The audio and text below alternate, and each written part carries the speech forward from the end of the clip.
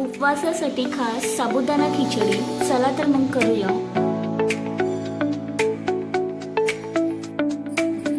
आज आपण करत आहोत साबुदाणा खिचडी. तर हे आहे त्यासाठीचं सर्व साहित्य. साबुदाणा भिजवून घेतलेला आहे, बटाटा उकडून घेतलेला आहे, मिरची भाजून घेतलेली आहे, शेंगदाण्याचा कूट केलेला आहे. So let start. कढईत तेल घेऊन जिरं टाकून घेतले.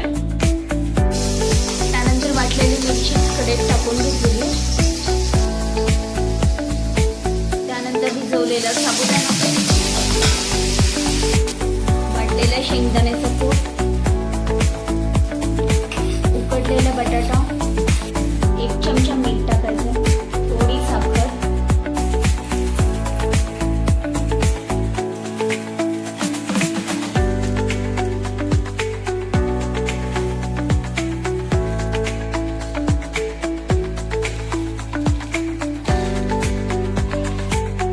थोडी कोथिंबीर ऍड करायची.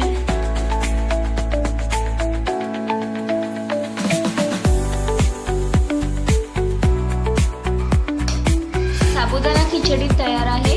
तुम्ही पण नक्की ट्राय करा आणि कमेंटमध्ये सांगा कशी आहे खिचडी ते.